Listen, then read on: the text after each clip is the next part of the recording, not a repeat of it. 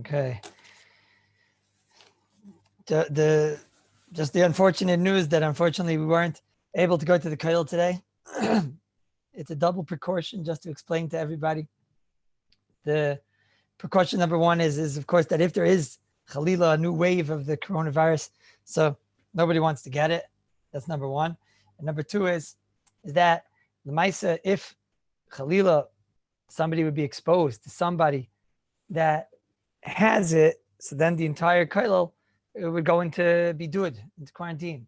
And the thought of 30 young light having to go into quarantine when there's this risk factor taking place in the world. So I thought that it was not Kedai. Rabbi Yitzchak and myself, we agonized on the decision, and we thought it wasn't Kedai to take that risk. So the email said today, and in order not to have to make this decision every day, it looks like this will be probably for most of this week, and then we'll reevaluate, toward the end of the week, and hopefully, Be'ez Hashem, we'll be zeicha to go back to the base medrash. But obviously, your assumption is that you should assume that you're home. Obviously, you stick with your chavrusas and everything, but assume not to come to the Kallus unless you hear from us. But please, whoever doesn't have email, first of all, everybody should check their email, and whoever doesn't have an email should please try to be in touch with us to find out. Tomorrow, I don't think you have to call because the assumption is tomorrow not going to be there. And that will still be on the Zoom. But Al Kapanim, please try to, whoever doesn't have an email, try at least the Kalapachas to be Mavarer. I'm happy. You should call me. It's no problem. Please call me and I'll let you know if there is a Kallus or not. The assumption is the Vaila, at least today, tomorrow for sure. It's not going to be, and probably the next day also. But Be'ez Hashem, hopefully toward the end of the week, we'll have a little bit more, understanding in the Matziv. Just one thought that I had, last week, the thought was that to go to the base medrash even for one day as a talis. And now, unfortunately, we're Makayim that reality of going to the base medrash for 1 week. And now you have to be turned away and leave the base medrash. And the Maisa, it's ain't the daima, the limit in the base medrash. I know the guys that are the Zoomers over here. So if anything, they're probably happy. And this is what they've been davening. but Al Kapanim, but there's a certain feeling that we lost the base medrash, and there was something very geschmack about being in the base medrash. So just to give you one drop of chizik, the Gemara says in Erevin and Daf Nandaladim and Beis. So the Gemara tells an interesting story. The Gemara says Be'avasa Tishke Tamid. It's a pasuk.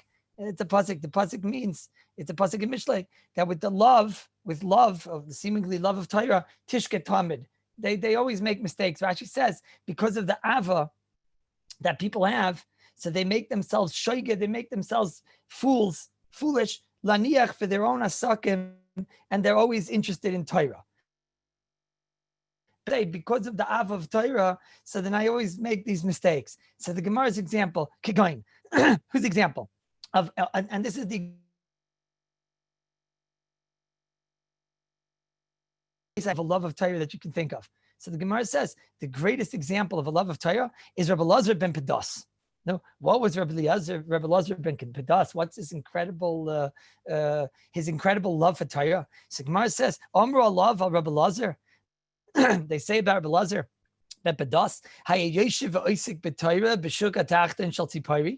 he would be sitting in the Shuk HaTachton in Tzipori, learning in Torah, thinking in Torah, and his cloak was somewhere in a different shuk. In some other shuk, he was learning in one shuk, and then his cloak was in some other shuk. No, that's the great level of Ava for Torah. That's this incredible level. No, Rabbi Dakin, that's that mamish. What's the most unbelievable Ava for Torah is that he used to he was like Seflagen. He was like Seflagen, and he wouldn't realize that he left his jacket in a whole different place because he was Isaac in Torah. So he didn't even realize, and he left his jacket in some other different place. There were great tzaddikim that we have much better stories about these great tzaddikim than that. That's the Hillel was covered with 3 amas of snow because he didn't even realize that it was snowing because he was sitting there trying to acquire from the Torah in the base medrash on the rooftop of a freezing cold window pane. And that's what you bring me? That the Elazar ben Pedas, he forgot his jacket in a different place because there was so orangutan in the sugya, he forgot his jacket somewhere else.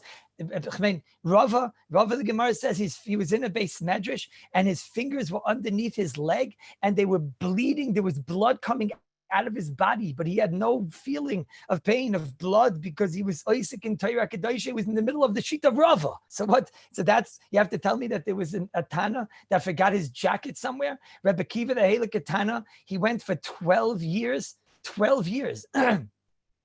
12 years, Rabbi Isai. He went to learn Torah. His wife said, Halavai, go back. He turned around and went back to learn another 12 years. But that's what you tell me, that there was Mamish, a Jew, that went for Mamish, he lost his jacket while he was in the middle of learning. He was Tzeflagen and he forgot about his jacket. Rabbi said most of us also forgot our jackets sometimes in the base medrash. Half of us forgot our chlesis. Some of us probably forgot our shoes in the basement. What's them Grace Zach that Rabbi Lazar ben Badasi forgot his jacket? And it says by Rav, the Halakha Rav, the Chafetz Chaim brings down that Rav, when he wanted to learn a certain Havan in Bechayris, he went to the field and he stayed with the shepherds for 18 months or 16 months. I can't remember. He stayed with the shepherds for 18 months in order that he could learn about a certain Indian of Torah, of Mumim and Bechayris. So he went to stay with the lowest life, with the peasants in the field. Rabbi said, who are we talking about? The Roye Bakar, that the Gemara tells us the Roye Bakar were like Gazlanim, and the Halakha Rav Tanu Polig went and stayed with them for 18 months so that he could learn an Indian of Torah.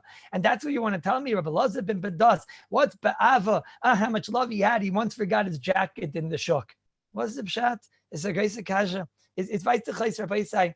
You see from over here that enochanami, when you're in the base medrash mamish and you lose yourself in the base medrash in Torah, that's taka. It's a madrega. Is a madrega. And taka, I could be sitting in a base medrash and I don't even realize it. And this could be blood coming out of my finger because I have that's in the base medrash. When you have the fire of the base medrash and you have the ruach of the base medrash and you have the ruach of Torah, so you could be sitting on the rooftop of a base medrash by a window pane and there could be 3 amas, sheet of the chazaynish. You could be talking about mamish, right? 5, 6, 7 feet worth of snow that has fallen on your back and you're not going to feel it because you're in the ruach of the base medrash. And that's one madrega.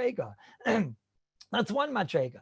And then there's the madrega of Rabbi Kiva, 12 years in the base medrash, 24 years in the base medrash. And then when somebody goes to learn a sugya, you can go for 18 months to learn the sugya. And you can have these people that were the greatest people and their love for Torah made it that they would forget Torah, but that was in the base medrash. That was in the base medrash atmosphere, in the base medrash setting. But then there's a different level. There's a level of a Rabbi Lazar ben Badasi who was in a shukah elyon, a shukah katachta. And what's a shuk, Rabbi saying? He was out in the business. He was in a shukah elyon. He was a shukah tachton. He wasn't in the base medrash setting. And he was out without that base medrash setting, without that base medrash environment. And he was out. And where was he? When he was out in the shuk, when he was out in what we call the real world, when he was out there and he wasn't in the base medrash environment, in the base medrash setting, he was still so orangutan in learning that he forgot his jacket one place. He forgot it in one shuk because he was thinking and learning. There he was in the middle of the shuk. He was in the middle of some mall and he was in the middle of and what was he thinking? He was thinking in the sugya, and so much so that he was thinking in the sugya that he left his shuk. He was doing business in this shuk. When he got to the next shuk, he was already mamish holding in the sugya and he realized, Gewalt, I forgot my jacket in a different shuk. So that's a whole different madrega, Rabbi Yisai. To be able to be steiging when we're not in the base medrash. Leider, unfortunately, that's the matzav that we have to come to once again. And the Eibishter should help us. That's the madrega of ahava tishke tamid, ba'avasa tishke tamid. That I'm such a love for Torah that mamish, even in a place when he's not in the base medrash. So I guess unfortunately we have to be mechazik ourselves once again that we're not in the base medrash, and the Eibishter should help us. That the car of mamish, we should be zeicha to get back to the base medrash. And Bez Hashem, like I said, even the one day of the base of medrash, it certainly was moil for the ganze chabura, those that were there and those that weren't there. It certainly made a chizuk. And Bez Hashem, I'm hoping that this precautionary measure will have a tayalis. If Chalila, there would be one person that would be exposed, and then 30 people have to suffer, and then we'd have to close the base medrash anyways. It wasn't bikadai. So Ezu Chacham Aroyas Anoilid, and that the Riyas Anoilid tells us that unfortunately it's better that we stay over here. But I beg the Oilam, I saw the Oilam was steiging, and please, whoever had a chavrusa, I saw a lot of guys had a chavrusa, please to continue with the chavrusa. And to stark with the chavrusa on the phone and coming to the shir every day. And Bez Hashem, we'll go weiter. Bez Hashem. Okay, Danny, maybe if you can make this part into a separate shir. So Bez Hashem. Ay, shakolni, yeah. Okay, Rabbi Isai. So, Maisa, we're holding here in the middle of Sif Yud, and like I keep on mentioning, please to continue Yud Aleph Yud Beis and Yud Gimel by tomorrow already. Even though it seems like I'm behind the Marmakaimis, but I'm not really behind the Marmakaimis. It's just that there's less sheer Torah to say about these things. So that's why I took the liberty of discussing a lot of these inyanim of Iroi and Klivishin and Klisheni in a more global sense.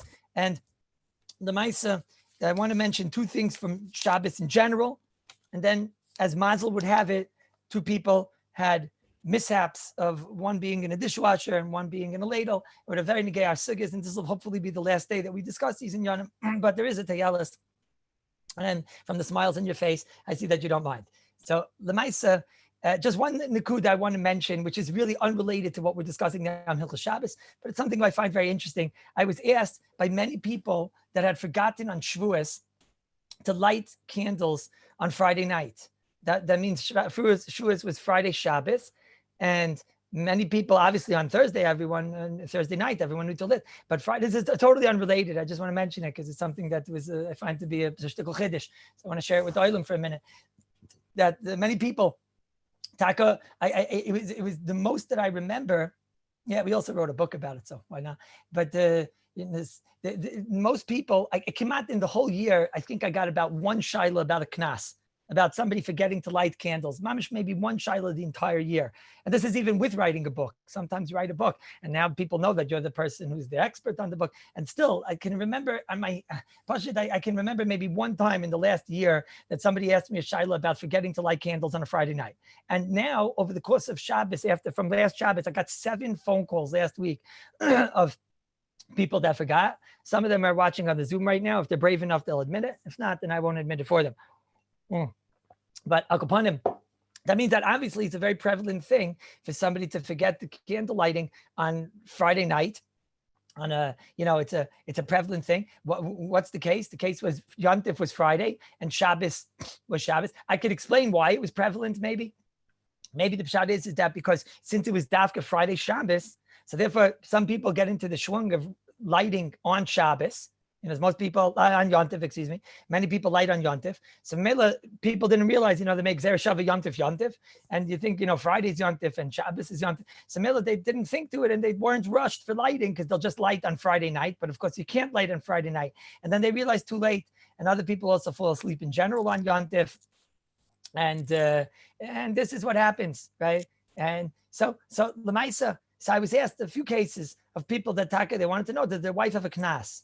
Does their wife have a knas? Do they have a knas? Right? Does their wife have a knas that don't smile because you're giving it away? But do they have a knas? And do they have a knas? So I want to just tell you one svara that I used to be mistamich on being makel. First of all, one person that asked me, he was eating out on Friday night. So since he ate out on Friday night, that's already a shtickle svara that if you eat out on Friday night, so there would be a svara to say that you're going to be yotzei at the people that you're going to, even though most ladies are not mistamich on that, and they still light. They still light either in their house or they light in their or in the place where they're eating, etc. But upon him, certainly there are poskim that would hold that if a person is eating out on Friday night, that he's yotzei with that hadlaka of the balabas that he's eating by. So that's one svar. Rav Elyashiv did not go with these svars. I explain why. Very simply, Rav Elyashiv held that the knas is not exeris akosiv to be masakin that which you messed up. The knas is, did you have a hisrashlis and a pshia? And therefore, we don't want you to ever have a hisrashlis and a pshia again. We don't ever want you to make a mistake again.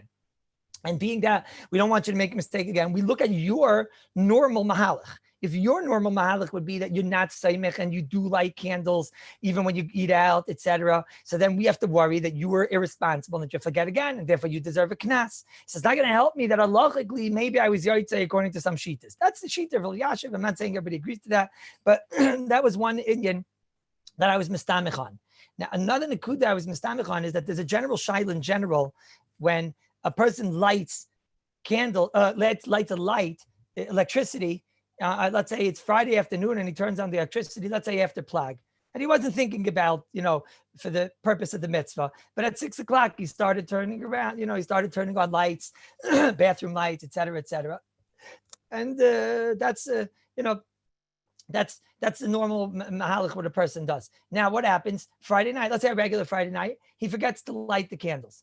So there's a svara that some of the achronim want to say that since electricity makes it that the house is well lit, so therefore we're not going to give him a knas, because look, he put on the electricity at 4:45, at 5 o'clock, and whatever, and let's make it after plug to make it easier at 6 o'clock, whatever. And now he has electricity for Shabbos, and I'll add more, he has lights that are going to be moilim for Shabbos, and he did it at a time after plug. So therefore, there's a svara in a lot of the achronim that if you lit electricity after plug, that you could be yotzei. Now, there's another svara. There's another svara that some achronim say, is that they say no. They say even if you lit the electricity, again, lefi Rav Yashiv, but it's totally in what's your normal mahalach klape candle lighting. And therefore, we're afraid, even if technically you do have lights for Shabbos, but we're trying to figure out a way to make sure that you never make a pshia in your normal mahalach of adlakas neiros again. And therefore, there are those that don't agree with this. More so, the achreinim that say that, let's say I lit candles, I lit the light in the morning already, not for covered Shabbos. I lit the electricity in the morning because it was dark. I wanted to have light in my house. So some say the whole entire issue is that you're not going to have light. So here you have light because you have the electric lights. And that's enough to not make a knas. Now, yesh lachkor. Once you add all this together, yesh lachkor. What's the lumdus of this knas? Is the lumdus of this knas, it's a knas because you didn't get the mitzvah, okay? Or is it a knas because you're going to have darkness in the house? What's the difference? The difference is, what if I'm not going to have darkness, but I didn't get the mitzvah? A good example of that is if I lit electricity before plug. So if I lit electricity before the plug, you certainly don't get the mitzvah, but you're not going to have darkness in the house. So why did Chazal give a knas? Did Chazal give a knas because they don't want you to have a dark place on Shabbos, right? So therefore, safe, I'm not going to have a dark place on Shabbos. So I don't deserve a knas. Or no, Chazal wanted you to get the mitzvah. So the knas is because you didn't get the mitzvah. This is not such a baradik thing, right? But I was thinking that over here, we have a little bit of a tzad to be makel. In other words, let's say normally, I would say that if somebody turned on electric lights at 2 p.m, so then I would say he gets a knas, right? Why would I say he gets a knas? Because because maybe we'll say that you didn't do the mitzvah. Let's say the Chakira says that the knas is because you didn't get the mitzvah, right? Or I'll say it's stronger. First of all, you didn't get the mitzvah. And second of all, you didn't do something to have light on Shabbos. By default, you got lucky and you're going to have light on Shabbos. Because when you turned it on at 2 o'clock, you certainly weren't thinking about Shabbos, okay? And you're certainly not getting the mitzvah. And by default, you didn't turn off the light. So therefore, you're going to have light on Shabbos. But Rabbi said, what happens if 2 o'clock in the afternoon, I turn on the light for Shabbos? I turn on the light for Shabbos, right? Or let's say 100 years ago, at Friday morning, I knew that I wasn't feeling well, and I wanted to make sure I'm going to have candles late. So I took a 24-hour candle, and I lit a 24-hour candle Friday morning. Okay, so mitzvah, you for sure don't get the mitzvah. You for sure don't get the mitzvah. But I did something which is going to give me light on Friday night. You don't get the mitzvah, but you did a maisa that you're going to get. So here it's in the middle. We have, number one, maybe you get the knas if you don't get the mitzvah. Now there's a second side. Maybe I get the knas if it's going to be dark. Now maybe there's a third side. Maybe, what if it's not going to be dark, but I made light for Shabbos, but I made light without getting the mitzvah, like a third side. In other words, one side is that I stam had light and I didn't even do it for Shabbos. So maybe there I'll give you the knas. The other extreme is that you get the knas unless you get the mitzvah. Maybe I could say something in the middle. Maybe I could say that you don't get the knas if you, even if you didn't do the mitzvah, you still won't get a knas, but you have to have done something for the Shabbos, to have light on Shabbos. You have to do something that you're going to have light on Shabbos. What would be that example? It could be even 2 o'clock in the afternoon, but it has to be that at 2 o'clock in the afternoon, you did it so that you would have light on Shabbos. Not that by default, I turned on a light and I have light on Shabbos. It was mashma to me in some of the achayim, there is a tzad like this, that the reason that you get the knas is because you didn't remember Shabbos. Not because of the mitzvah, but you didn't remember the Shabbos. If that would be true, Rabbi Isai, so then here there's an interesting svar that we could be makel. If you have somebody that the day before, on Thursday night, Thursday afternoon, turned on the electricity for Yontif, which probably most people do, and especially if you're doing it to be a part of your Adlakas Neiros. So you turned on the light on Thursday afternoon, and you know now that that's also going to be there on Shabbos. And your intention when you're doing it, everybody's intention is to make sure he's going to have lights for the next 2 days because he knows he can't turn on the electricity for the next 2 days. So maybe there's a svara to say that if you turned on those lights, agam, you're not getting the mitzvah on Friday night for the Friday night lighting. But since I did it, I did something which is going to make sure that I have light on Yontif, on Shabbos, so then maybe we didn't give you a knas. This is not something that I was able of a Shabbos to mevar out a saif and to see if there's rayas, meaning I didn't see clear rayas to this. But when you take this together with the fact that 7 people called me and I never got a phone call the whole entire year, so then maybe that shows that it's a normal oinus also. You know, the person isn't in their normal, you see people that never had the question before. Now all of a sudden you see 7 people have the question. So maybe it shows there's a certain level of not pshia, but oinus over here, mixed with the fact that you could say more of an oinus that, like I said, like I mentioned before, especially if the person was eating out on Friday night. Bekitzer, when you put this all together, these were the cheshbonis I was mistamich on by certain people to be makel. By somebody else, I made a comment that maybe what they should do is that I told them, do you turn on the lights for Shabbos in general?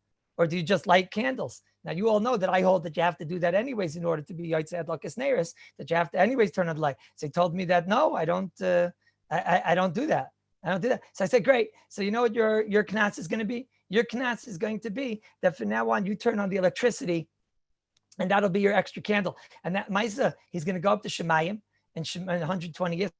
They're going to say to him, no, you know that Taka, there was that one Shabbos that you had to do a knas. And where's the knas? Because what's going on here? So he's going to say, no, the knas, Rabbi Kallus, he told me, and I did. I always lit the electricity now. So they're going to tell him, what are you talking about? Over here in Shemayim, we paskin that the electricity, that's the Ikar Adlakas Neiros. So what are you talking about? That's Mamish Adlakas Neiros. So in Shemayim, they're going to say like this. They're going to say, okay, look, but Lamaisi, he lit the electricity. Okay, so the knas will make the candle. They'll make the candle. Doesn't have time to the knas. But so in Shemayim, in Manashach, in 120, he'll be covered. That was l'chayra. That's number one. It's unrelated.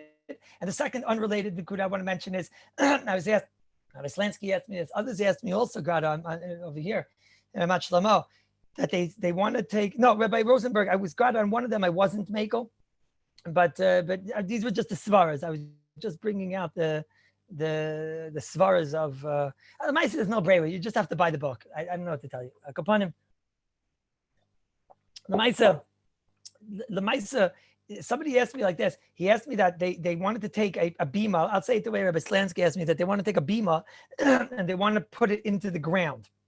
Right? They want to put it into the ground, in order that it should be sturdy, especially to say Fetaita. It's not a very complicated sugi. We didn't learn yet in the Kallus. But I just want to tell you that to take a bima or anything for that matter, to situate it perfectly in the ground is for sure a problem on Shabbos. That's an Issa Gomer. We're afraid that when you're situating it properly, that might be an Ister Baina. And we're also afraid that that's for sure a problem. There's a shaila in the Paiskim, if I plan on leaving something in the ground, is that a problem? That's a shaila in Shulchan Aruch in the Mishabru and Tav Tzadi Ches. Sivkot and Tzadi Aleph, and then the Mishabru and Siman Shin Yud Gimel and Shin Yud Aleph. It's a big sugim. It's a Shem. We're going to learn it. But here, what they want to do is they want to take a bima and situate it. That's for sure a problem. However, if they want to put the bima in before Shabbos, and they'll put it in before, and they'll make the holes before Shabbos, and they want to just maybe put it back into those holes. So then that's already that there seems to be a little bit more leeway. If there was already holes and they want to put it back into the holes, or it was in holes already and they want to remove it from the hole that it's in, so that there's a lot more leeway. However, if it's in a private garden, I was asked 2 different questions. One was Rabbi Slansky in a public garden. In a public garden, so then we say that we're not afraid he's going to try and smooth it out because he doesn't care about the ground. Mashenkein, in a private garden, we would be afraid that he might smooth out the ground afterward, and that's what it would be totally. And it's a sugya, and the Mitzvah Shem will learn it. Another thing is that Rabbi Fulda asked me about tea granules, and what I looked into, which I am a little bit afraid to take a chayes for this statement, but what I did seem to see is that tea granules are previously cooked, and it seems to be that not only are they previously cooked, but they seem to be freeze dried. Does anybody know what I'm talking about? They have tea granules like coffee granules, right?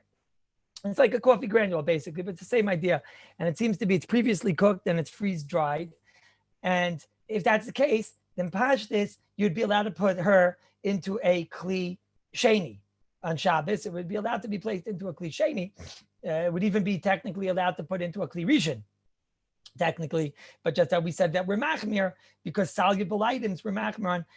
Definitely, it seems that a kli sheni is mutter. I must admit that I'd still be afraid to put it into a kli sheni, and I would only put it into a kli shlishi because, like, you never know, like we always say, and you never know they could change the process. But certainly, you could put it into a kli shlishi.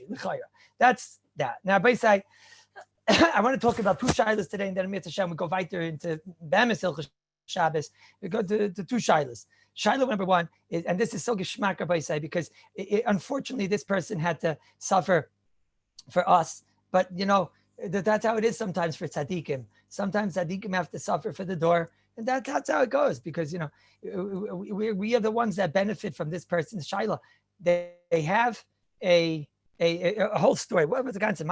But to make a long story short, there was a china dish, which was a milchika china dish. The person told me that he's been trying to get in touch with me for 1 week to ask me this shiloh, and it's taka mamish such a shkacha pratis.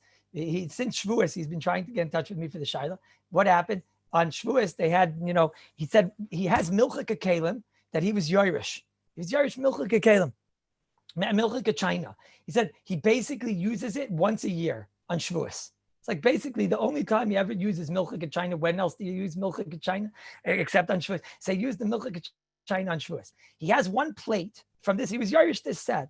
And he has this plate, one milchika china. It's like a serving plate that does not look like, I don't know why I'm telling you the story, but they tell me the story, so that's why I'm telling you the story. He has one milchika serving plate, which doesn't really look like the rest of the set. The kids are Sunday morning, when he opened up the dishwasher, or she opened up the dishwasher, inside there was all the fleishik. They only have a fleishik dishwasher. Inside over there was all the fleishik kalim and forks and knives and spoons, and this one milchika serving plate, okay? One milchika china serving plate, like a nice overlooking thing. The way he described it to me, and how did they make the mistake? So the way they made the mistake is because they had a cleaning lady help them, and the cleaning lady, she, you know, what do you want from her? It's because she knows English. It's because that she understands, you know, that she knows directions and she knows how to get to the house that she's supposed to get to, you know. And also, so she says, look, all the milchika kalim looks alike. There's this one serving bowl that doesn't look like the milchika kalim, and it doesn't look like the fleishika kalim. So now I have a shaila. Should I clean it or should I put it into the dishwasher? So I'm going to be mekel and put it into the dishwasher. That was the cheshbon, and she put it into the dishwasher. But it was a milchika china serving plate that was, you know, Yerush all the way from the Haim, you know, and this is mamish like a Hain Rav. This is a hefsed gadol. Has got inside the dishwasher. We're full cows, Rabbi say, full cows, dead, murdered livestock, and other types of carnivorous animals all over. And this fregnished. No, salkapanim, salacha lemaisa. He wants to know what's the din of this milchika china. He says to me like this. He says to me, I once heard a shiur from Rabbi Kallus, and Rabbi Kallus said that the Ur Sameach was a wise man. I said, yeah, I remember that shiur. What was the wise man, the Ur Sameach? He said that the Ur Sameach, one time there was a couple that came to the Ur Sameach, and, you know, and plate biyodam, the husband, the wife, and they were there together, the husband and the wife, and they both came with this china plate. No, the kids, they came to the Ur Sameach, and they asked the Ur Sameach a certain shaila. And the Sameach went back and forth. He wasn't sure what to do. It seemed like he was going to have to be machmir. So the Sameach came out with a tremendous smile. And the Sameach, with this big smile, they thought, the Sameach's about to be mekel. So they said, the Sameach said to him, I have gavaldik news for you. This plate you're going to use at the chuppah, at the t'nayim of your daughter. This is going to be the plate that you break at the t'nayim of your daughter. Right? And with the big shmeichel, he turned this tragedy of the broken plate into a big simcha. He said to me, Rabbi Kallus, he said to me, I just made the last chasana. And I really don't want to hear that I have to wait 20 years for my granddaughter's chasana in order to use this plate. So, Lamaisa, What? And he also said, with this plate, it's a big oval serving plate. He said, with this, kemach in 10 chazanas. So, what can we do? Is there any way we could be makel? Is Rabbi say, let's for 1 second chazer.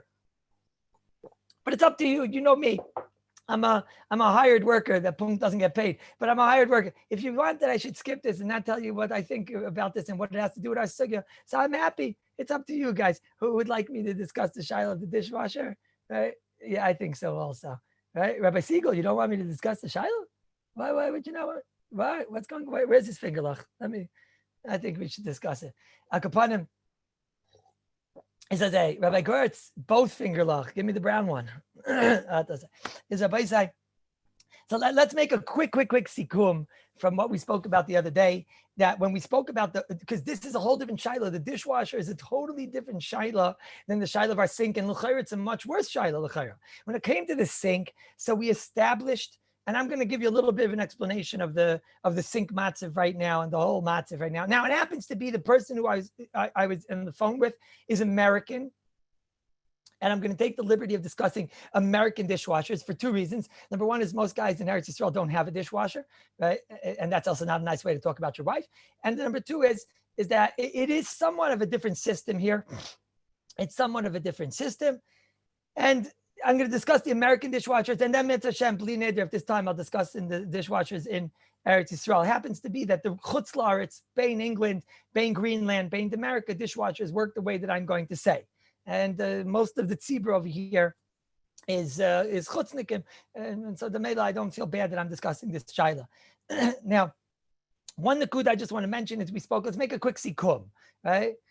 We spoke about the faucet, and we spoke about the hot water coming out of the faucet, and what's the din of the hot water coming out of the faucet. So we explained that, number one, it's not so pashut that the water is yad soledes. Again, in a minute, we'll see if this applies to a dishwasher. Number one, it's not so pashut that the water is yad soledes. It takes time for the water to get to Yad Soledis. Maybe the water, when it came out onto your fleshik and milchik kalim. So first of all, maybe right away the water wasn't hot and it already knocked off the cheese or the meat. And who says it touched that water? Touched the spot of the fleshik kalim and the milchik kalim at the same time. Okay, that was one shayla. Then we said that Rav Moshe Feinstein told us that this cold water that comes out and cools down the hot water, making any hot water that comes out of your faucet already into a cliche. That was the second shaila.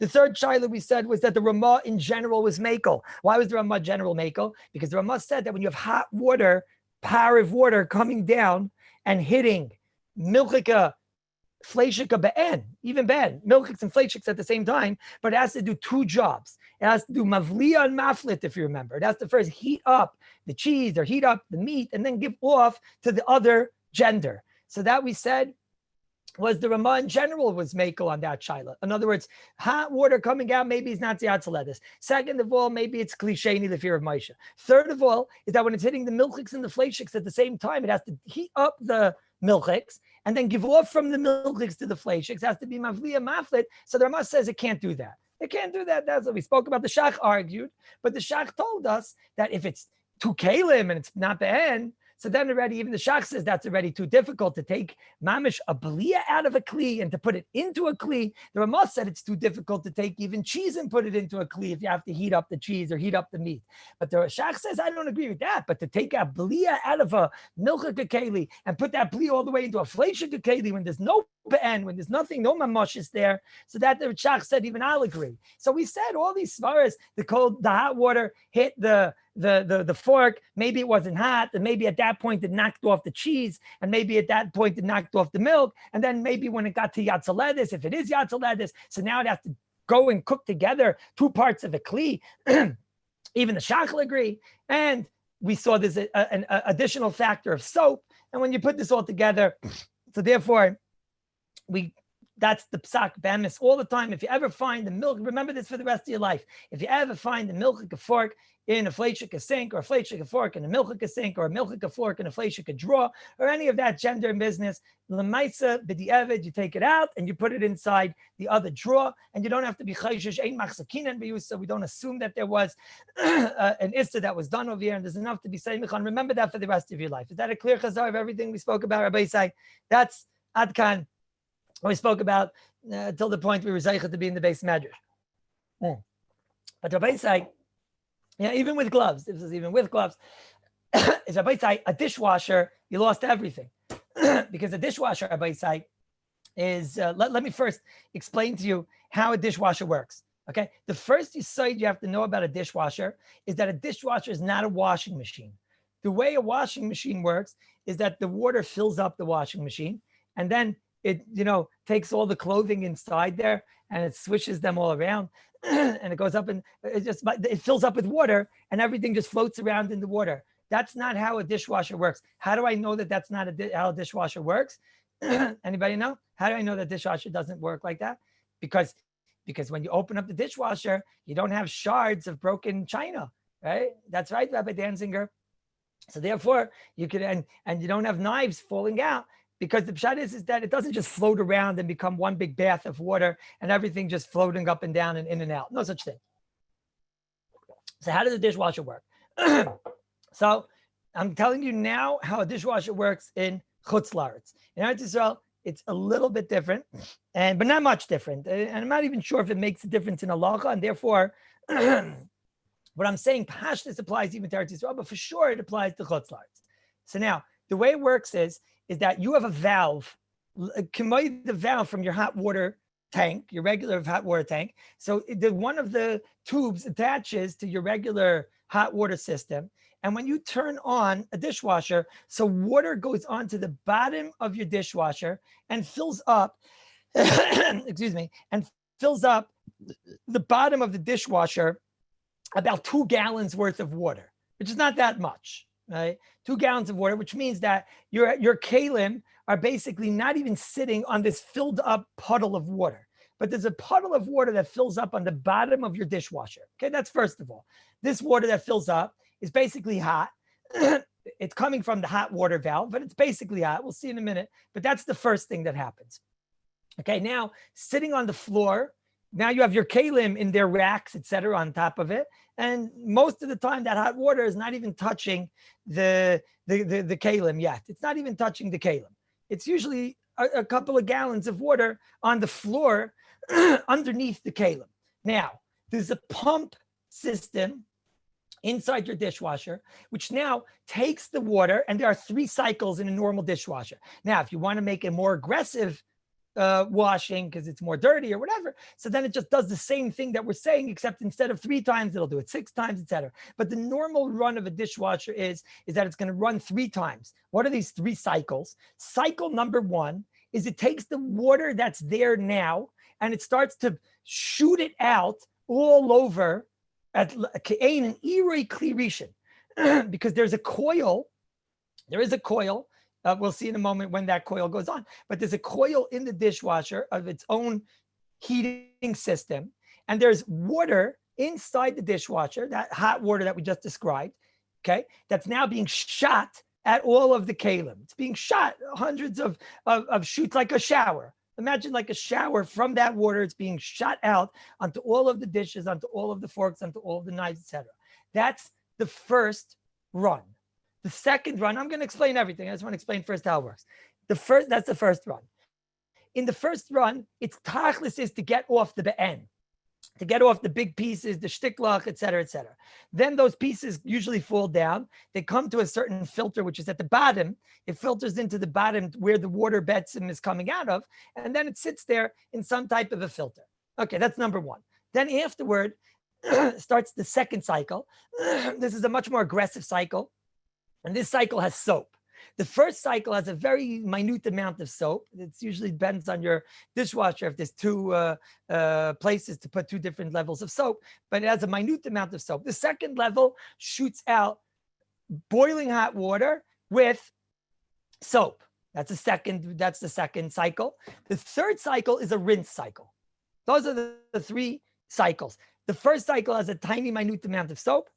The third cycle has no soap. And the middle cycle is lots of soap. Okay? So now let's go one by one. First of all, let's see what we have over here.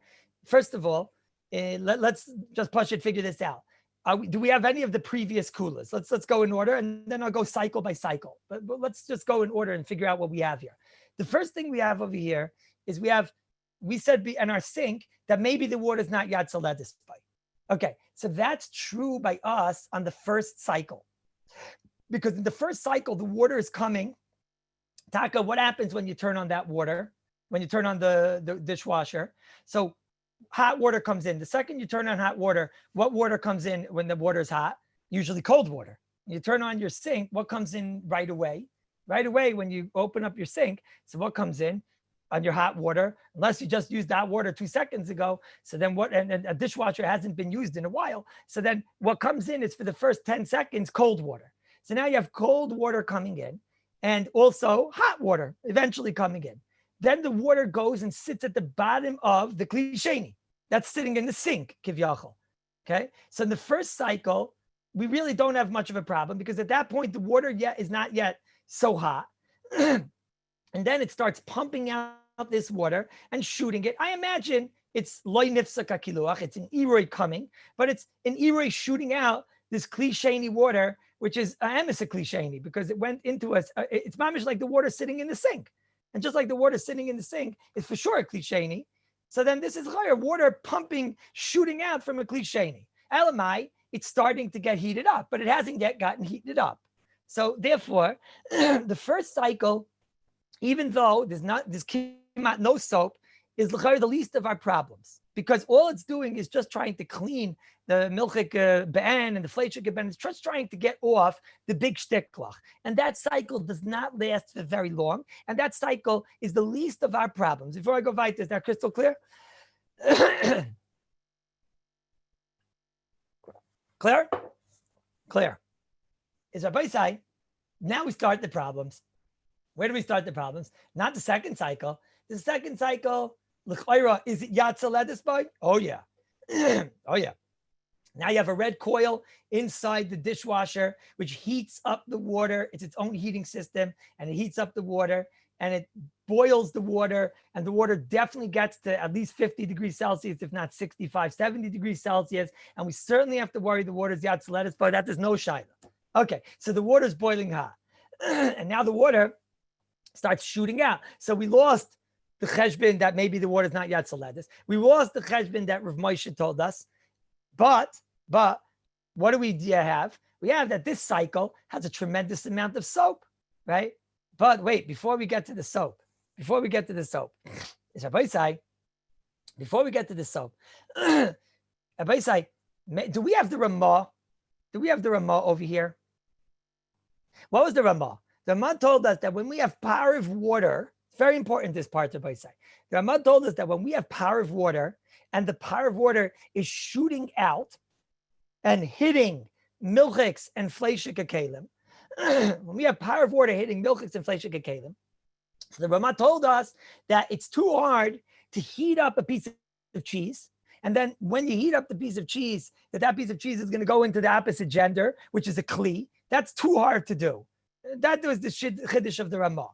Rabbi say, here, you know what happens? All of that schmutz, that fleishik schmutz, goes down and goes to a filter right where the water is, right where the water sits. Now, the water which is boiling hot, what's that water which is boiling hot now, by side? It's a boiling hot chicken soup because it's boiling hot water sitting. It's 2 gallons of water sitting with little bits of chicken inside of it. And it was described to me that it's not a vadai shishim at all because the water is shooting everywhere. So you have a little puddle of water, which is boiling hot, and the filter, the chicken filter and the meat filter and all that is sitting there at the bottom. And the water is sitting there cooking this chicken soup. This is a chicken soup. And now that chicken soup gets shot out all over the place. It is not a kli sheni, Rabbi Sitko, because we're now saying that there's a fire inside. The kli sheni was in the first shlav when the water was coming in to the dishwasher. Now there's a coil in the dishwasher, which is heating up the water, which is inside the dishwasher. Now you heated up the water, and that's a real emes kli rishon on the fire. Now it hooks up this chicken soup and shoots out drops of chicken soup all over your dishwasher. Before I go weiter, is that clear? So we don't have the Ramah. The Ramah was talking about when you took boiling hot water out of a faucet and sent the water onto the milchik kalim and onto the fleishik kalim, or onto the milchiks and the fleishiks. So then we say the boiling hot water can't heat up the chicken and get the chicken blia into the milchik kali, and huadin vice versa. That was when we were dealing with pariv water. Here, Rabbi say, we're dealing with fleishik water mamish. Because over here, it's boiling hot water from a kli rishon that is now being shot onto your fork, onto your knife. It's no shayches. Is that crystal clear, Rabbi Isai? Is that crystal clear? Is that crystal clear? Yeah? Is Rabbi Isai? So let's go again. In the shlava rishon, so it was a klisheni, it wasn't yet hot. The water's shooting everywhere, knocking off the milchiks, fleishiks, whatever you have in the dishwasher. No, it's only a klisheni. Life will go on. In the second level, the water got heated up, but the chicken bits have come down now, and they're sitting in this water. They sit there inside the water, Rabbi Sai. And now it shoots out that water, which is what? A chicken soup. And it shoots out chicken soup at every one of your kalim.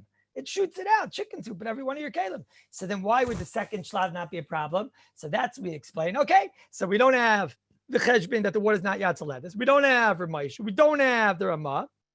We don't have the shach, because you're shooting chicken soup at this milchika serving china dish. But you have the cheshbin of, tell him Rabbi Siegel, you have the cheshbin of soap.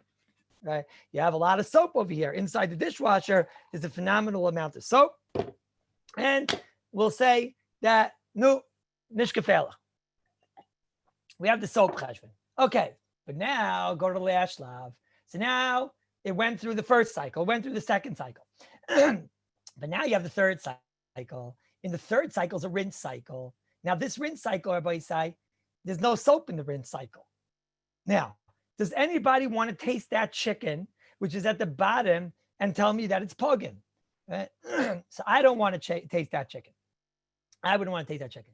But Lemaisa, there was a Rav in I think it was in New York, and he gave a shir about this. This is what someone told me, and he said that he experimented. He took one for the boys. Right? I once in a different Gilgal did something similar, but it was in an Eretz Yisrael dishwasher, and it was something that we spoke about. But he did this in an American dishwasher, and he took one for the boys, and he went in there, and he ate what was in there. Right? And he said he's still alive to tell the story. And he said it's not pugim. It's not pugim. It got washed off. It's delicious. It was young. You should have heard him. It sounds like he's going to start making food in there. He said that chicken that was there was still fine. There was nothing wrong with it. Pugim in halacha means it's inedible and whatever. He said it wasn't inedible. Now, I don't know. I don't know. But I don't know. But that's what he said. I don't know. So he said now, if you have hot water, boiling up that little chicken that's left there, and now it's shooting out that chicken, now we're in trouble, because that last shlav is yatzaledes. We don't have, it's cooking a kli rishon. It's loynefsek kiluach. We don't have Rav Moshe because there's no cold water coming in here. We don't have the soap. We don't have the Ramah because over here you're cooking chicken soup and shooting chicken soup drops at this milchika china. We don't have the Ramah. We don't have the shach. We don't have the shach because you're throwing chicken soup at it. So chayra Hashem Yerachem. So what should we do? So most of the time, when anybody asks me a shayla, I always tell them that let's say you find a milchika fork inside a fleishik dishwasher.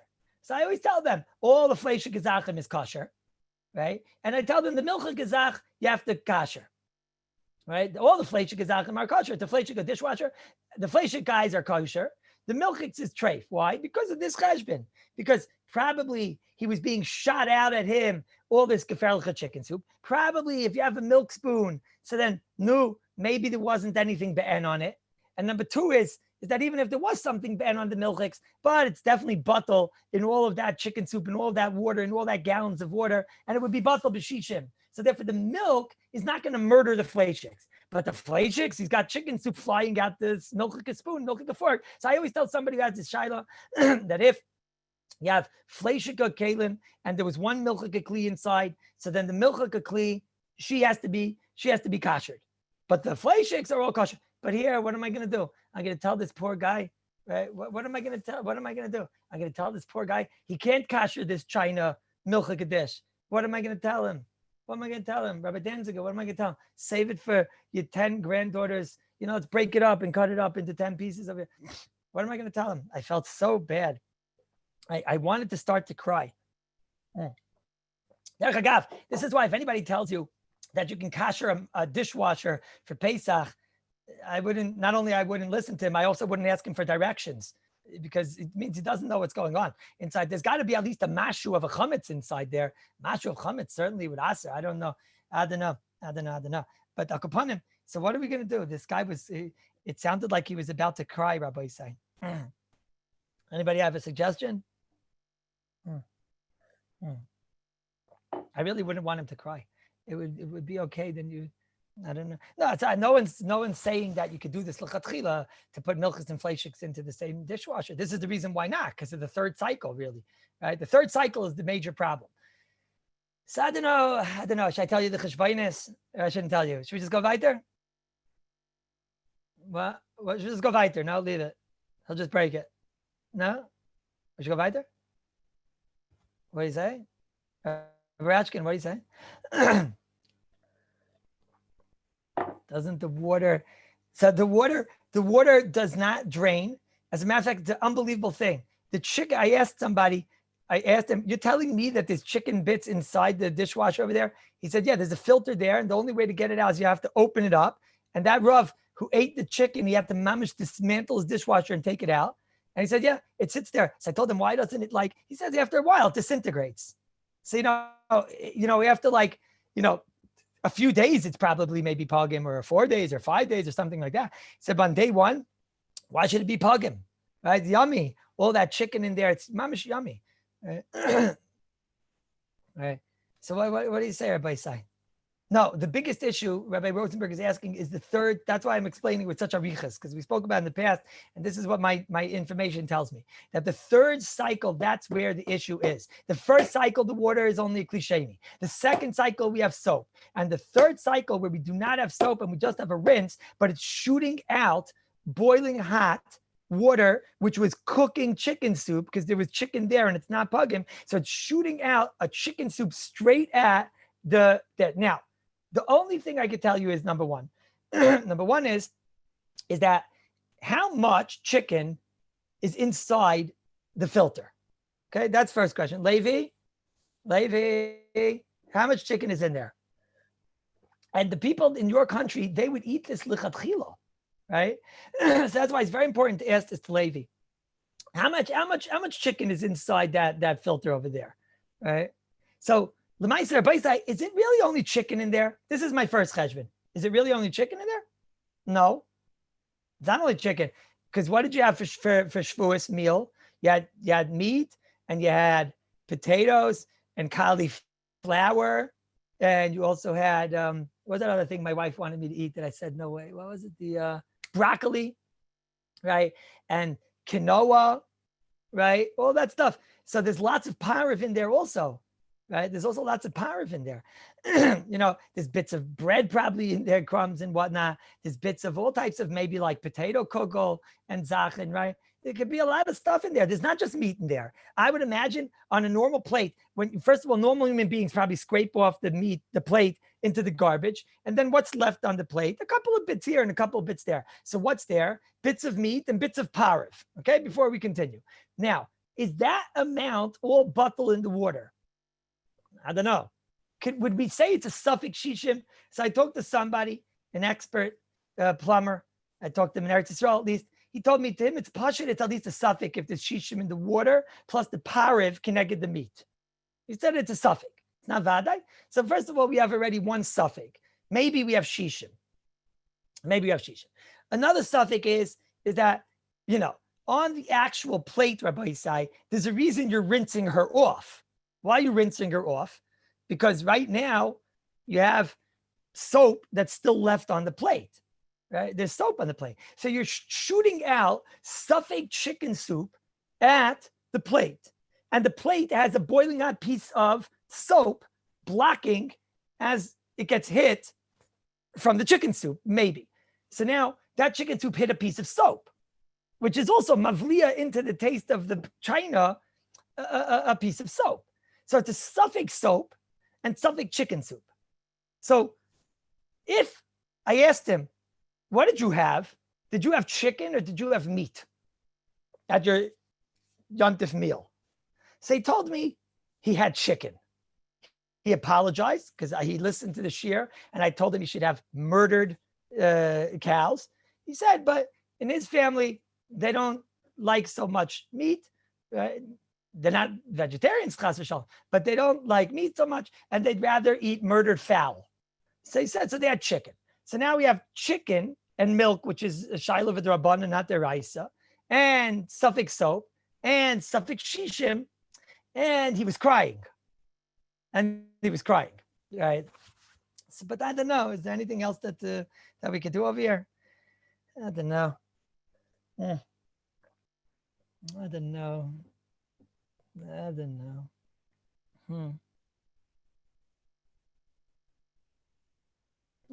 Maybe. Dishwasher. Somebody wrote to me dishwasher. I know that's what we're talking about. What do you mean? Rabbi Sharon, what do you say? The guy was crying. I was crying like a grown man. Plate sits unused for 12 months. Yeah. I was thinking that also. Rabbi Fiskus says, he told us the only time he uses the kli, Rabbi Fiskus listened to every part of the story. I'm very proud of you. Tell the little Fiskus girls. He said the only time that he uses the kli is Shavuos. I said to him, is that true? That the only time you use, he says, for the serving plate for sure. He told me the serving plate for sure. The only time he uses it is on what's it called? Is on Shavuos. The einzige is mal when he uses it at Shavuos. So I said to him, no, that far already. No, that far already. No. Right? Suffix shishim, suffix soap, right? No. Somebody just checked his dishwasher and now I can't see what he wrote. It's the same cutlery. Right. So there's something here that got me a little bit more. How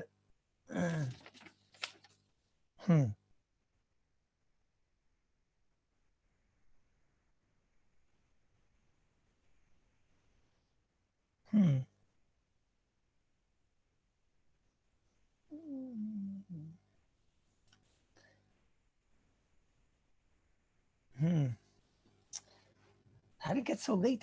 What happened? We didn't even learn anything today. What in the world happened over here? I don't even know what happened there.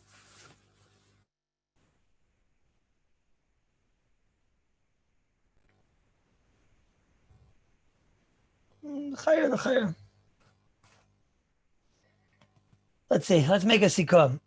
We have Yad Saledis. We don't have the cheshbon that's not Yad Saledis. We don't have Ramoshes, cold water, because it's hot water getting heated up here and shooting out hot water. We don't have the Ramah because it's chicken soup getting shot out. So we don't have to be Mavliya and Maflit. We just have to shoot out the chicken soup and get straight into the milk kli. We don't have the Shach for the same reason. In the third cycle, we didn't have soap. So it looked pretty bad. And this is why when anybody asks me, I tell them to kasher the milchika fork or the milchika knife that got murdered when it was inside the dishwasher. Why was I makel here? But the evidence, number one, Rabbi Fiskus told us they only uses it once a year. Okay, number one. Number two, so 12 months, the blias are going to die, right? Number two is that it's chicken and milchiks is not a shal deraisa. We're dealing with a shal drabanan. We have a suffix soap over here, like I mentioned, that there is some soap left, and there's probably some soap inside that juicy water, which made it probably geferlich. And even though our friend over there was hungry, ate that chicken, but it was, quite a dreadful thought for many of us. And we have a suffix shishim. Maybe we have enough water inside here, plus pariv goodies inside here, being mevatel the meat taste in that chicken and whatever. And therefore, maybe by the time it gets to the kli, it's a sveik on a drabanan that he's going to wait 12 months. No, that's already a market to be makel. I told him just to calm my nerves, also to pour boiling hot water on it 3 times, right? Because 3 times is already that. With China, there's a market to be makel. You put all that together, and there's a market to be makel. Yeah, but we're not saying that, Rabbi Rosenberg l'chatchila. Now, I said there is one more shiloh here, but I don't know what to do. We didn't learn anything today. This has never happened in the history of the shiur. But I don't know what to do here. No, we got. All right, I'll just tell you the shiloh, and then the first minute of tomorrow's shiur. Okay, that's it. Right. The first minute in the shiur. Listen closely, little baby Shron. This is what not to do. This fellow, but this is Rabbi. I'm telling you the shiloh now because I'm not wasting time tomorrow. That's it, right? I'm just telling you the shiloh tomorrow. Maybe I'll tell you the answer, but I'm not explaining it. That's it, right? This person, this is unrelated to Shavuos. This story is unrelated. It's like sort of related to Shavuos, but it's like unrelated to Shavuos. But it has to do with milk and meat, so that's about it. And it also has to do with Hilchos Shabbos because it has to do with a davar gush and whatever. But this person made knedlach. Now, this person has a son in yeshiva, has 2 sons in yeshiva. So this person, who I am married to, maybe, made mamish tens and tens of knedlach to bring to her boys in yeshiva who are nebuch starving in the yeshivas over there because, they're not allowed out. And, mamish like the times in Europe that they had to stay in yeshiva for nebuch more than 4 weeks at a time. So she decided to make them hundreds of knedlach. So she made mamish like, mamish zeifel knedlach. And she made the knedlach pariv because she didn't want the boys to have, however they want to eat the knedlach, they can just essen, right? If they want to eat it with the milchiks, they'll eat with milchiks, with fleishiks, whatever they want to eat it with. So she decided to make them pariv knedlach. Okay, Rabbi Yisai. So now she took this big pot with the pariv knedlach, everything was fine. And without realizing it, she went and used a milchika ladle. What made it milchiks? What made it milchiks? Who knows what made it milchiks? Do you think why? Because it was in the milchika drawer or whatever. Right? No, the reason it was milchiks because it was used that day for mac and cheese. You guys know what mac and cheese is, right? They still have that in the old country. She used it for macaroni and cheese to scoop out on the same day. Hashem yirachem lo aleinu v'lo aleichem. Now, she took this milchika ladle and put this, Rabbi in some countries is grounds for divorce. She took this milchika ladle and put it inside a pariv chicken soup bowl, but it was pariv. It wasn't chicken soup. I shouldn't say chicken soup. Sorry, a pariv knedlach bowl. Everything's simple so far. So what is the end of the day? Big deal. So we'll tell her the pot is now no longer pariv. We'll tell her. If it doesn't have shishim, so now your pot is now milchiks, right? No, not the worst thing in the world. And I'll tell the boys to eat the knedlach with milchiks, right? Nishkaferlich. The problem is she put inside the knedlach chicken soup mix, thinking that it was pariv, right? Because a lot of the chicken soup mixes are pariv, right? But this chicken soup mix, right, is the son of a chicken, and it's fleishik. It was real fleishiks. It was not parif. Hashem yirachem. She took, that means knedlach, made them in a parif. The one thing it's not is parif, Hashem yirachem. She put the knedlach, made hundreds and thousands of knedlach inside this huge pot that she thought was parif, and it was parif. And then she put in chicken soup mix, which was not parif, it was fleishiks. So all of these knedlach are fleishiks. And then she took the ladle from the mac and cheese and put it inside Hashem Yirachem. Put it inside the knedlach. So now we want to somehow save the knedlach. Hundreds and thousands of knedlach. Right? But what can I do? I guess you have to stay tuned until tomorrow. Tomorrow, in the first minute of the shiur, and that's it. Right? But if you want to learn the shaila yourself, Rabbi Yisai, think about all the things that are questioned over here. What's the din of a ladle? Right? And also, is there an aspect of a davar gush over here? And then she ladled out some of them, and then she realized that it was the bad ladle. And then now we have all the other ones, but they were all mixed together. So what should we do? And she's crying right now in the other room. And the kids want to know, but the kneidlach. Kneidlach. What are you saying? Sounds pretty bad, no, Levi? Levi, would you feed it even to the maid? Oh, sorry, it doesn't crawl. Okay, everybody say, I'll see you all tomorrow. What smirk? I don't have any smirk. Rabbi. Kol tov, Danny. Mazel tov. Say hello. Kol tov, Rabbi Perkovsky. Go ahead, Rabbi. Thank you very Rabbi much. Avram.